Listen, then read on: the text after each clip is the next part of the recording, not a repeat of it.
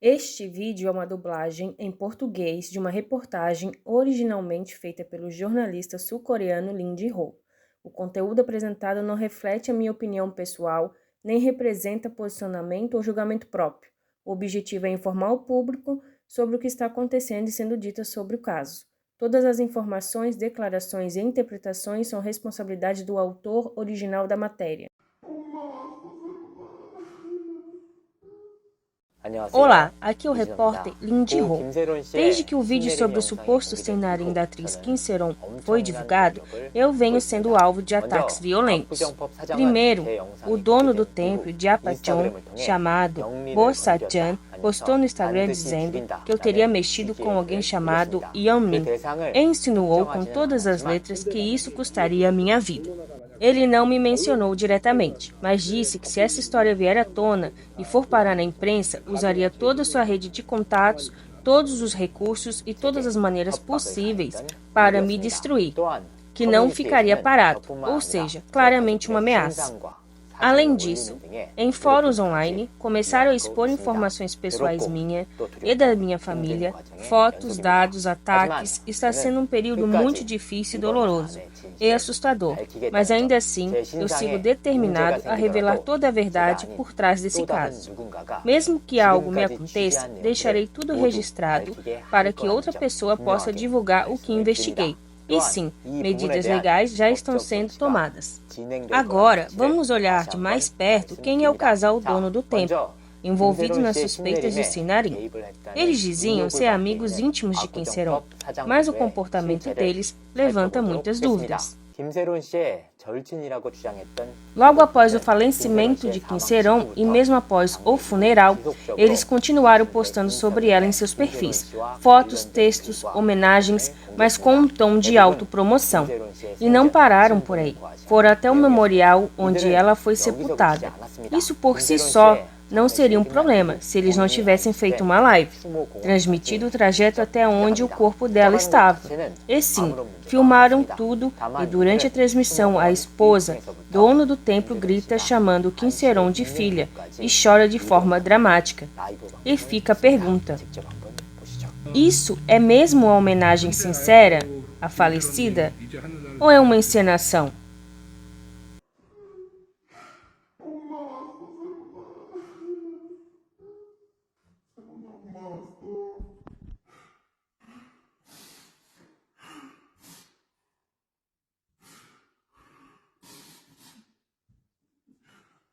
Os amigos de Kim Se-ron ficaram extremamente perplexos ao descobrirem que o casal dono do templo, que dizia ser melhores amigos da atriz, entregou a gravação ao canal Garosseiro, na qual mencionava até uma concubina. Os próprios amigos que realmente conviviam com Kim Se-ron disseram não entender por que esse casal passou a se apresentar como mais íntimos do que os próprios pais, do que a própria família. A reação deles foi clara, não faz sentido. É bom lembrar que Kim Se-ron nasceu nos anos 2000. Faleceu aos 25 anos em plena juventude. O dono do templo, por outro lado, tem mais de 20 anos a mais que ela, dono de um bar. Se dizendo melhor amigo, fica difícil aceitar isso como algo legítimo. Eu, pessoalmente, sigo investigando mais coisas sobre esse suposto Senarim e, sinceramente, começo a entender o porquê eles estavam tentando esconder tanto. Agora, vamos falar dos pontos mais polêmicos do caso de Kim Se-ron, a famosa notificação de cobrança no valor de 700 milhões de wons. Segundo Kim Se-ri, do canal Garosseiro, a empresa de Kim So-hun teria pressionado Kim Se-ron com essa dívida, e isso teria levado à morte. Kim Se-ri, do canal Garosseiro, afirmou publicamente que a cobrança dessa dívida de 7 milhões de wons teria impacto direto e decisivo na morte de Kim Se-ron. Mas será que essa acusação é mesmo verdadeira? Vamos analisar. No dia 25 de março do ano passado, Kim Se-ron trocou mensagens com a prima via KakaoTalk. Eis parte do conteúdo. Saiu uma matéria dizendo que estou preparando uma nota oficial. Só vi agora depois do trabalho, mas não é verdade, é fake news. E logo em seguida ela escreve: olá, aqui é Kim Se-ron. Antes de tudo, quero pedir desculpas sinceramente a todos que foram afetados ou confundidos pelos meus erros. tanto o público quanto os profissionais da indústria. Sobre os rumores de relacionamento que estão sendo divulgados, eles não são verdadeiros. Foram transformados em notícias, mas não corresponde à realidade e eu afirmo isso com clareza. A foto que subiram no Story é de 2016. O namoro aconteceu de 19 de novembro de 2015 até 7 de julho de 2021. Na época, eu tinha 16 anos, a outra pessoa 30. Foram 6 anos de relacionamento e chegou ao fim. Desde que nasci, minha carreira foi sempre como atriz.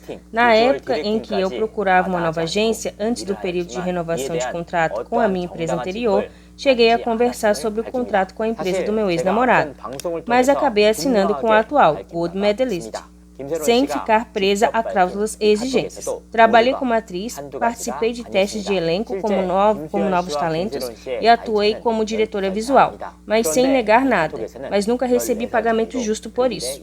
Agora, isso é algo que eu já havia exposto em vídeos anteriores, e mesmo nesse Kakao Talk escrito pela própria Kim Sae-ron há vários erros factuais. Por exemplo, ela afirma que a diferença de idade entre ela e o Kim So-hoon era de 14 anos, mas na verdade a diferença é de 12. E não para por aí. Ela também diz que namorou de novembro de 2015 até julho de 2021, mas segundo apurações, Kim Sae-ron iniciou um relacionamento com outro cantor identificado como A.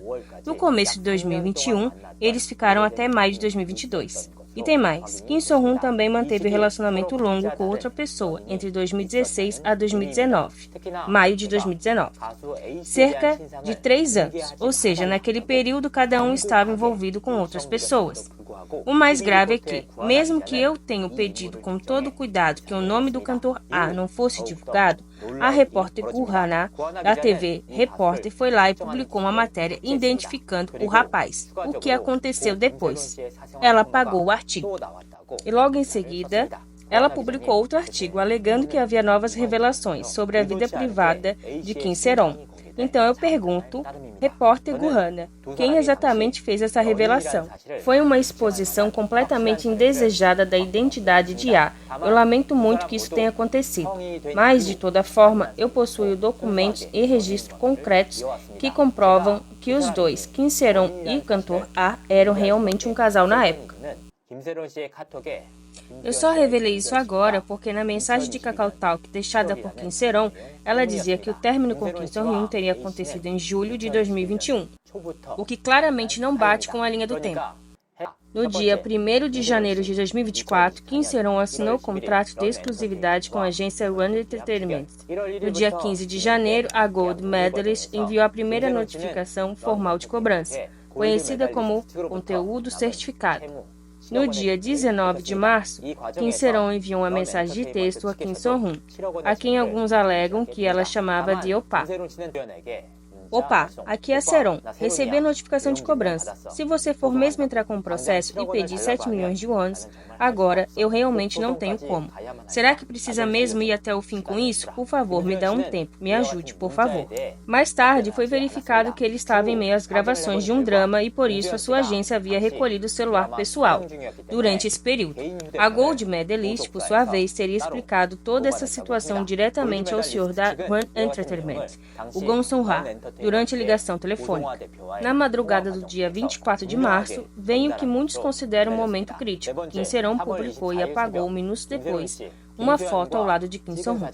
A imagem ficou no ar por apenas 3 minutos antes de ser deletada, e os representantes da One Entertainment entraram em um alerta imediatamente para entender o que estava acontecendo. No dia seguinte, 25 de março, houve uma nova ligação entre o CEO da One e o Gong Sung-ha, então ex-CEO da Gold Medalist, Bin Jin-ho. Nessa conversa foi dito: nosso advogado avisou que será enviada uma nova notificação, mas por favor, não se assustem.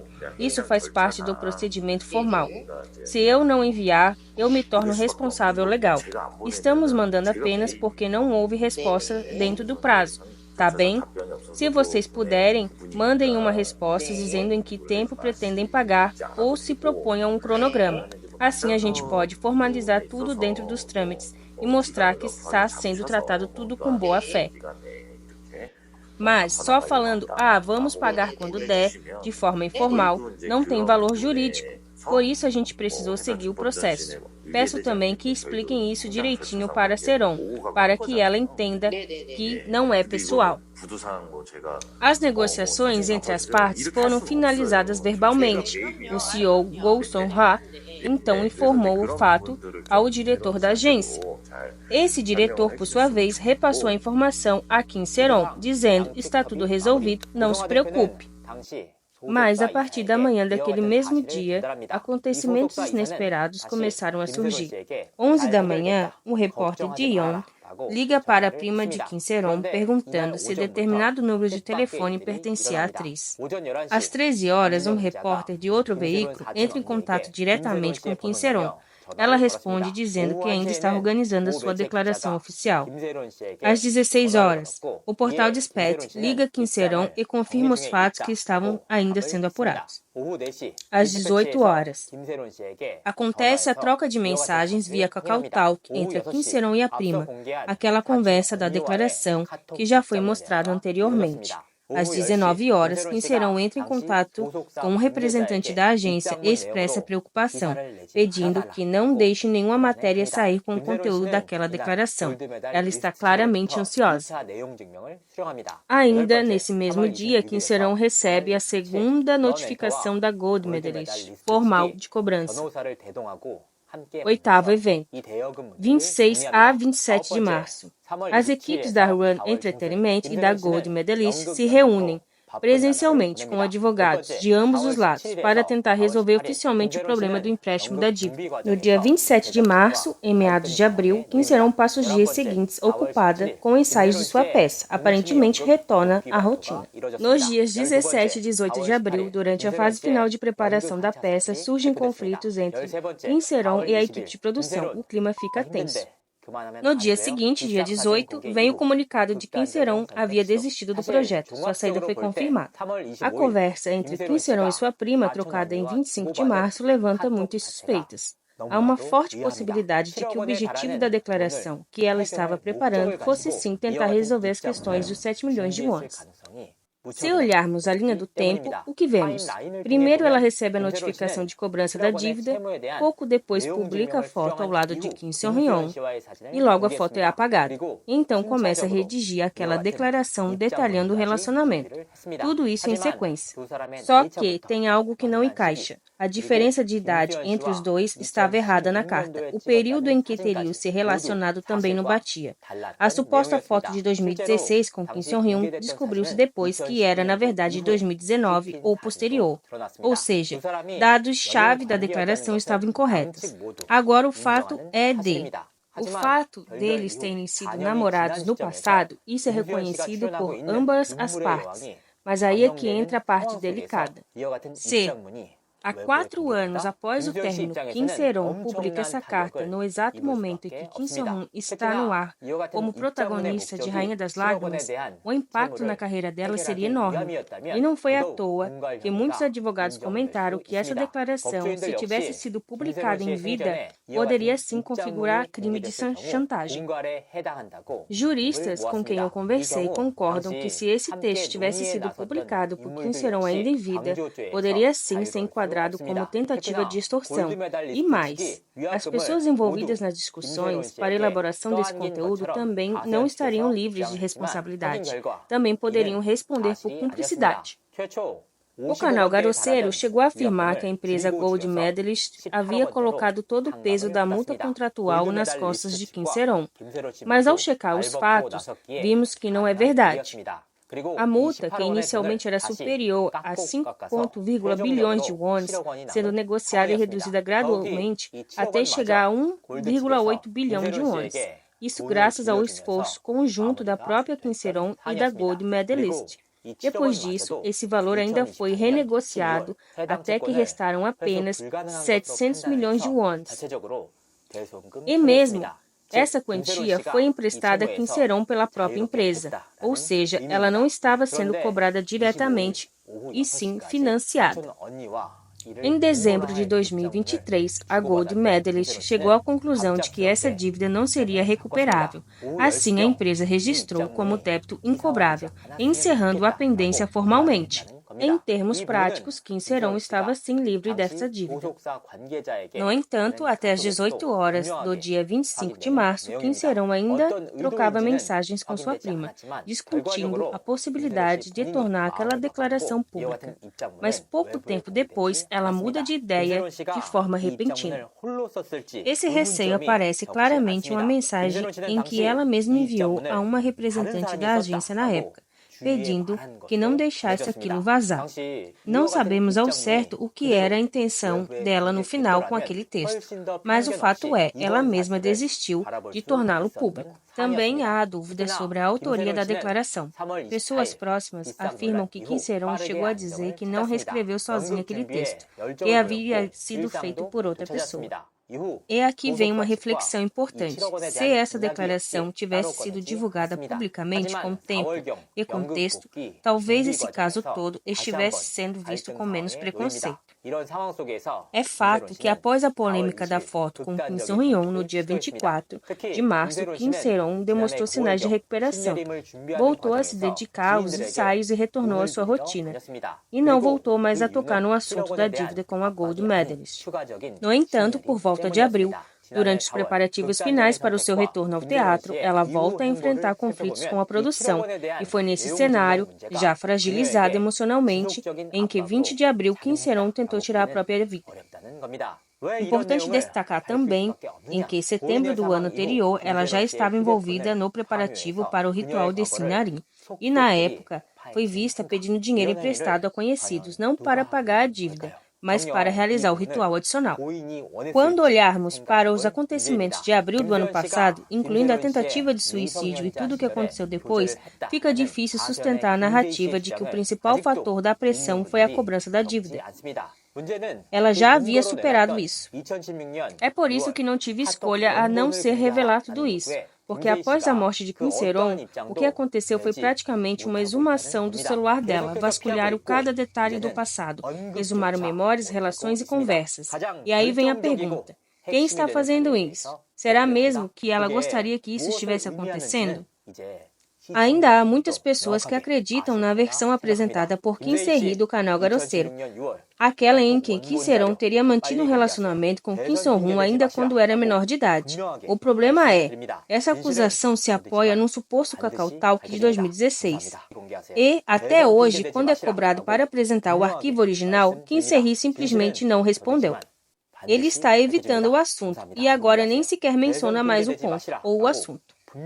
Evita justamente a evidência mais decisiva e central de toda acusação. Acho que o público nesse ponto já entendeu exatamente o que isso significa.